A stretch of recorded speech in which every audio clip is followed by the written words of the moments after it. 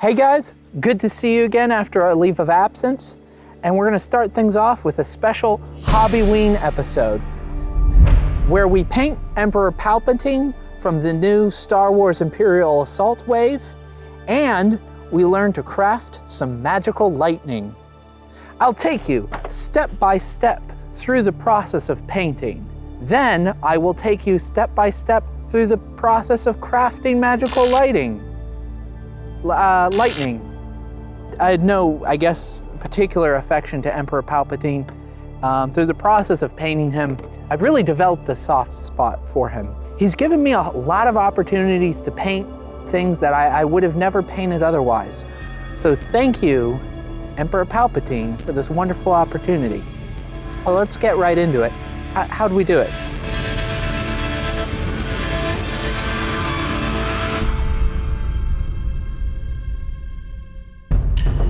Well, the first thing I did was look at this beautiful artwork on the box art here.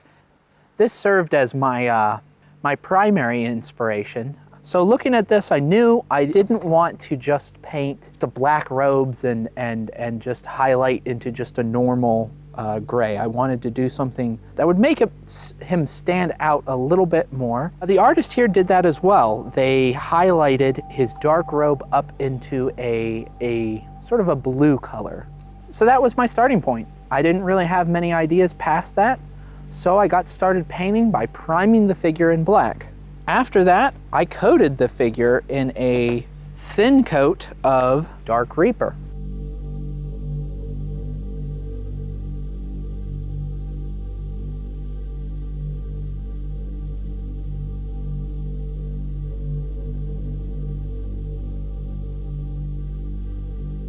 I didn't use multiple coats, I just did one layer, so it was a bit darker, a bit spottier than it would be if I had done 2 or 3 full coats, but that was just fine for me. After that, I went through with a hefty coat of Nuln oil. So I used that to darken things back down again. And that's kind of, I would say that was kind of my base coat, the combination of the Dark Reaper and the Nuln oil shade. From that point, I had a good sense of where the folds in the cloak were, where I wanted to put my highest highlights and my lowest lowlifes. So from there, I just layered in the way you would typically layer.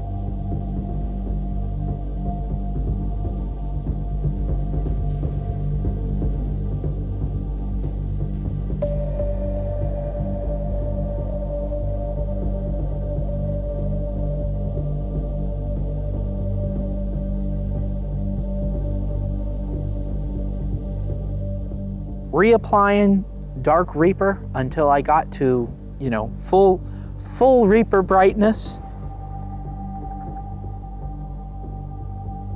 And then I went up the GW layer line into Thunderhawk Blue.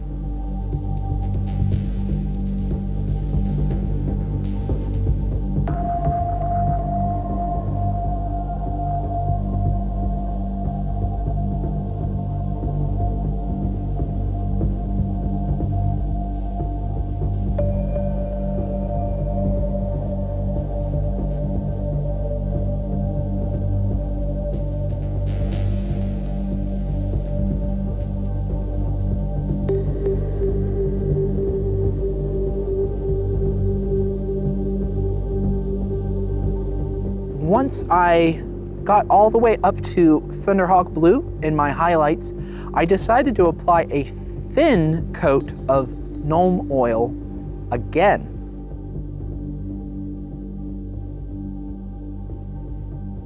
And this was more like a glaze, very like a heavy glaze, just all over. And what that did was, I was going pretty quick with the layers. I was trying to speed paint a little bit, and that just helped smooth out those sort of scrappy edges, the scrappy points I had when layering, and it gave a sort of a smoother gradient.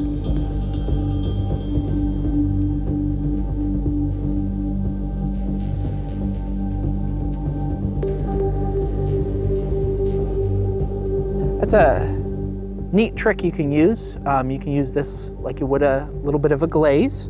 I went back to layering, so I reapplied a bit more Thunderhawk blue since we had toned things down a bit with the Nuln Oil.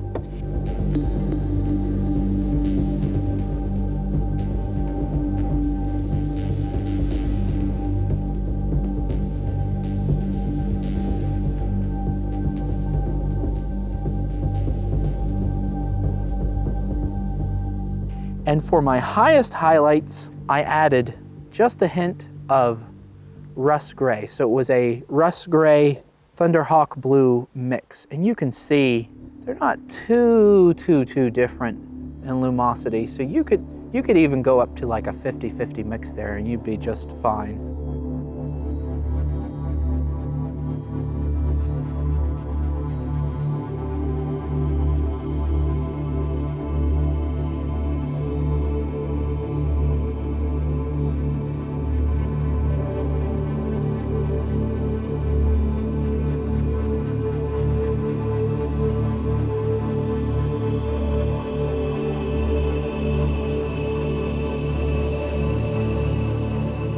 A little something I wanted to do is I noticed in some pictures, the Emperor has a undercloak under his overcloak, which is why I call it an undercloak. And you'll see the artist has rendered ties to the bathrobe. So he's wearing a cloak and then he has a bathrobe underneath it. Now looking through all the art, it looked like the bathrobe was also black, but I wanted to make it a slightly different color black. So although I started with black in my lows, I highlighted up with an Eshin gray and then up into Dawnstone. It's still a cool color, but it's definitely, it's a little different, a little distinct from the Thunderhawk blue. It might be a bit subtle. Perhaps if I were to do it again, if I wanted it a bit warmer, perhaps I'd take Eshin gray and then add increasing amounts of Screaming Skull to highlight that. That'd be a bit warmer. Same thing with his slipper that's pointing out here. I used Eshin Gray and increasing amounts of Dawnstone to highlight that right up, mostly focusing on the edge.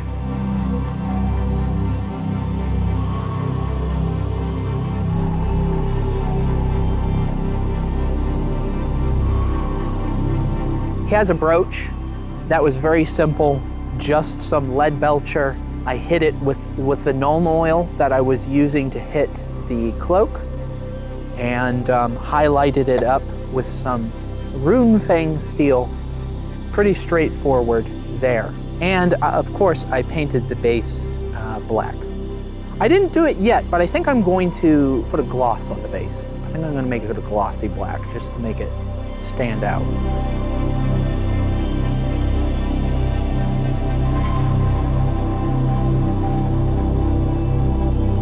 Emperor Palpatine has some very interesting skin. From what I can tell, there's some different renditions of it where it's kind of a normal skin tone, just very desaturated with red blotches. In a lot of artwork, it takes on more of a purpley look. Maybe that's a change in the prequels because Mace Windu used a purple lightsaber to block his lightning. Thus, the purple must have reflected back into his face. I think, yes, I've just confirmed it. I've looked it up in the www.wikipedia.eu. Provides us an opportunity to do some interesting things with skin tone that I wouldn't do normally. So, for me, skin tone and painting skin and faces is just this process. It's this magical journey, layers upon layers until I feel happy. But I did start with a base tone of Flayed One Flesh.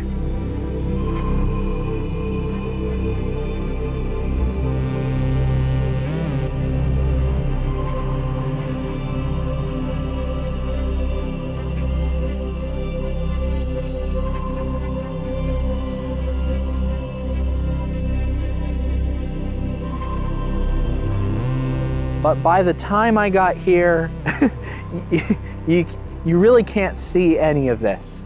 But I did start with it.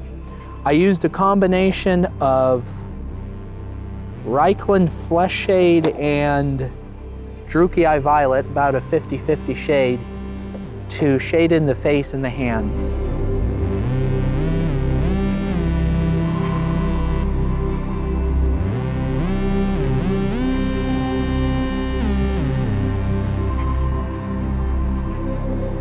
None of that is actually really seen in the final result.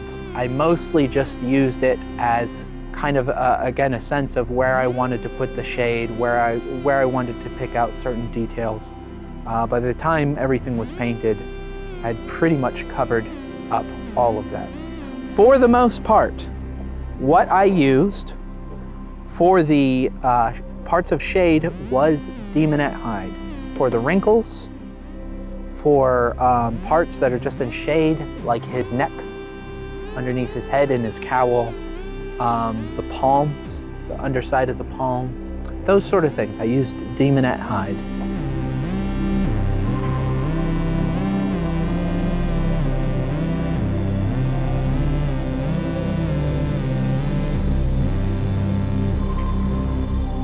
For his skin, I mostly used a combination of Flayed One Flesh and Slaanesh Gray, but I would add increasing amounts of Pallid Witch Flesh. So it ended up being a lot of Pallid Witch Flesh and Slaanesh Gray. My highest highlights are pretty much just pure Pallid Witch Flesh.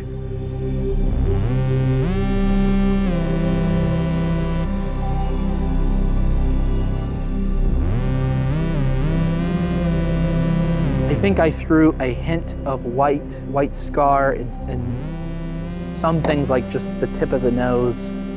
Just really take your time.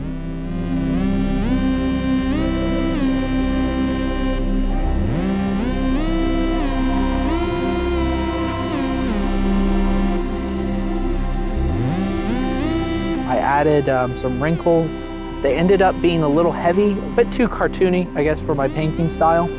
So I would glaze some of the skin color over that. As his hand would curve into shadow, I'd start to glaze on a bit more Daemonette Hide. You know, eventually I got the hands more or less where I wanted them. But the big thing is the face, and what a face he has. I used pure Daemonette Hide for his lips.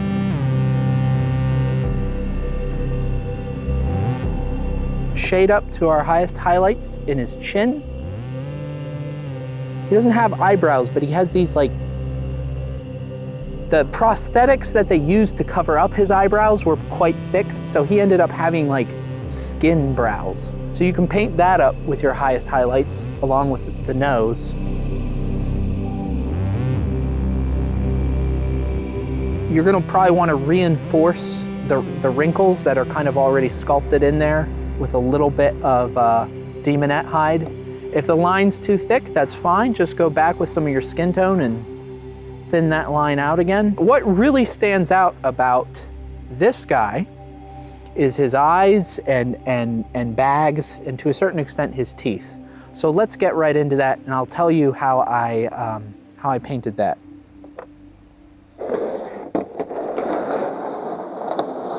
I'm going to be using these brushes. So this will be all to scale or whatever, because filming myself painting some of the small bits is pretty dodgy. So here we go. This will be the skin. What beautiful skin that is. Nose is here. And then he's got his little bags underneath here. He's got another eye here. First, you know, you paint in your white, and you just kind of get, painted our white. Sure to wash your brushes. You may miss the mark a little bit, but that's fine. It's much easier to come back and fill in with skin around it. You come in with your iris color. I used a bright yellow, a Flash Gits yellow, perfect, but I'm gonna use orange here because that's what I got. And then you go and you just kind of, because you can't really see where things are, so you just kind of like, something like that. And just make sure you get good coverage, like this, but only good. You're getting to the smallest point you can possibly get to, which is the pupil itself. So you may think you want the smallest brush for this, and that may be the case, but what you really want is the brush with the best point. You may not always want the smallest brush because you want that little bit of paint that you're gonna put down not to dry in the atmosphere before you get it down there. So if you need to put a little retarder in your mix of paint, go for it. I thin it down with a little airbrush thinner, and then you just go and it's just easier the more you do it, but you just kind of go for it. You just kind of, that's more or less the technique. And it's not gonna be perfect, but that's fine. Sometimes you might come along and just, get that in. Well, I mean, this would be dry. So, so in a way you kind of work your way back, largest to smallest, then back out from smallest to largest. So you might have to go back in, get a little white around the edges, kind of fix things up here. And then come back in with the skin tone.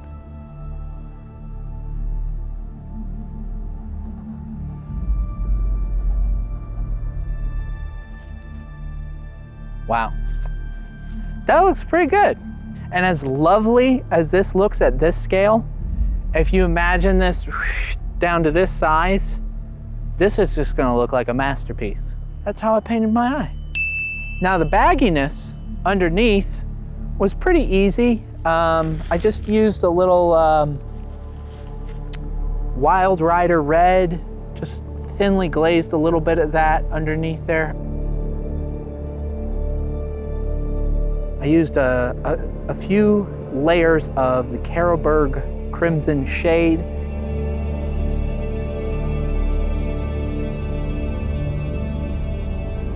It was nice, it kind of went into the recesses, made those a bit darker, and it was a bit lighter on the raised areas.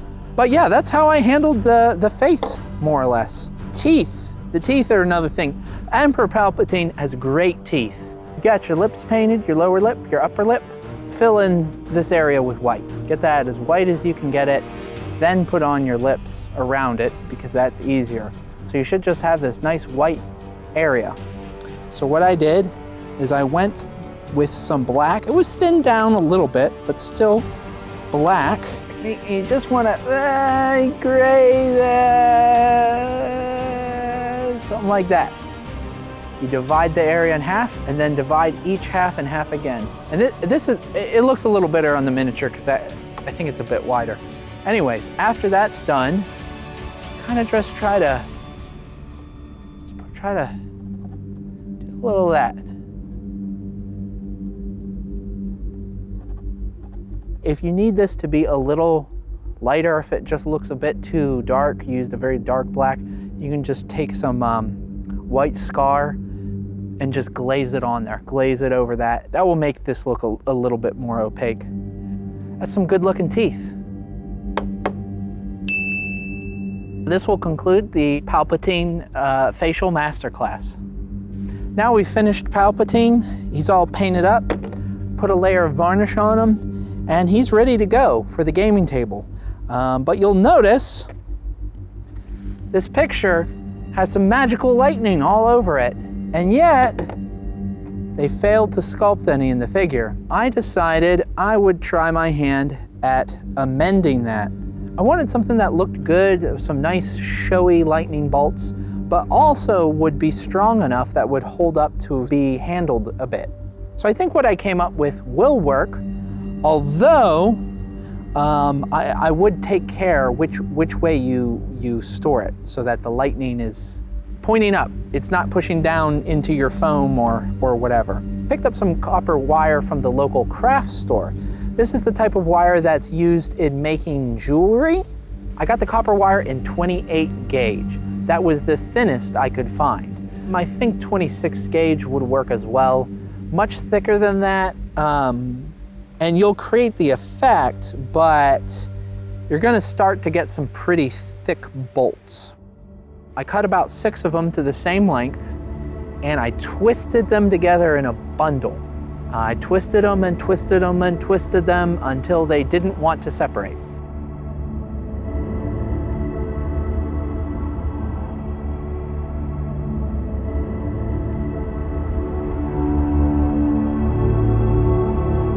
Then I separated them. At the end, I flared them out like a flower blossoming, and I began to crimp in random directions the different individual wires.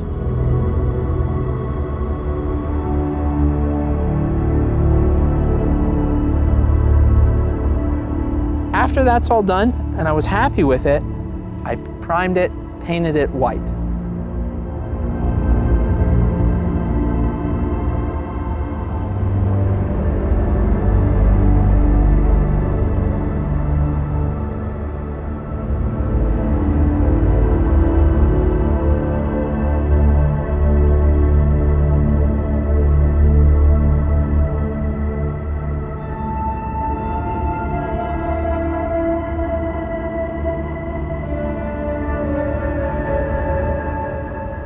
Then I coated the entire surface with fast drying epoxy.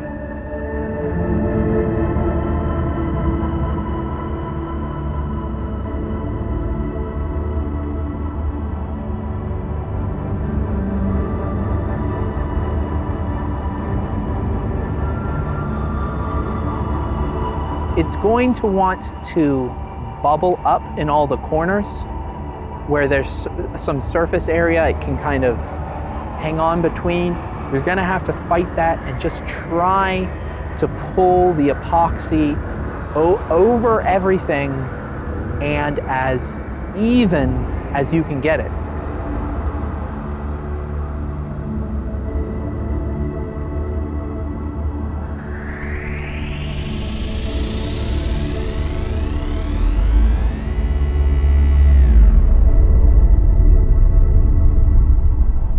You're not going to get it even, but strive for even coverage.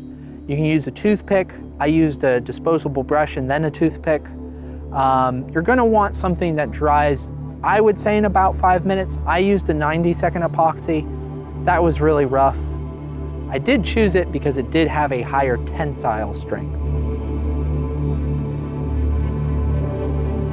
I did this twice. I put one initial coat on and then a sort of supplemental coat where I filled in some areas where I had missed, where I didn't feel the coverage was ample, or I just wanted to even things out a bit. And that was that. After it dried, I put a thin glaze of Girlyman Blue, coated it thinly over the entire surface of the arcing electricity.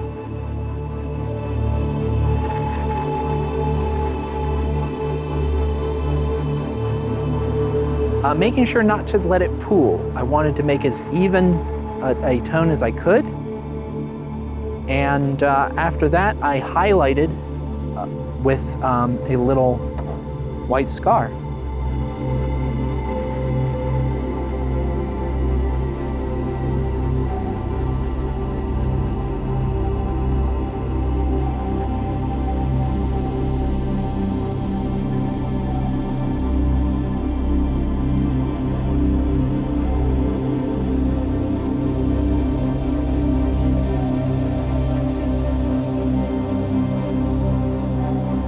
Now, at any point, you may want to start attaching this to Palpatine.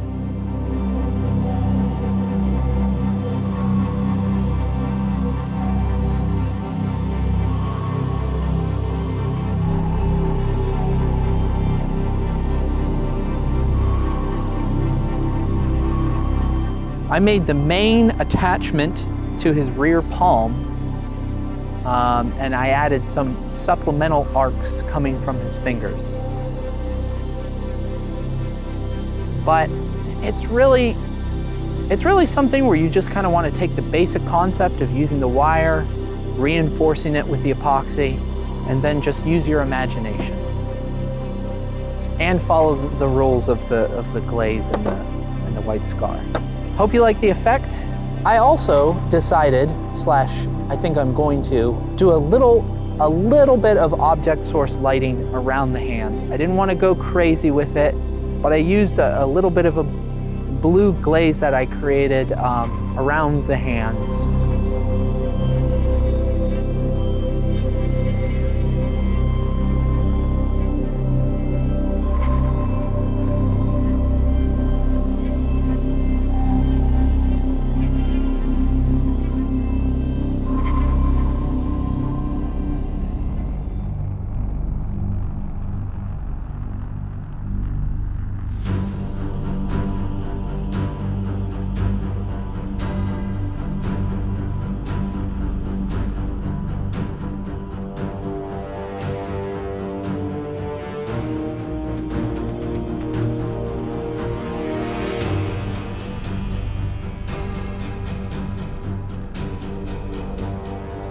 Thanks for watching. Hope you liked it. We've got new videos incoming. They're a little different format from this, so let us know what type of format you like a bit more. Still working out the kinks of how we want to roll out this content, but there is definitely more coming. So keep in touch to the Pumper Jones Tabletop Gaming Network, where dreams come true and reality is always like a river. My favorite holiday is Hobbyween because it combines my two favorite things, the hobby of miniature painting and crafting and gaming, and Ween.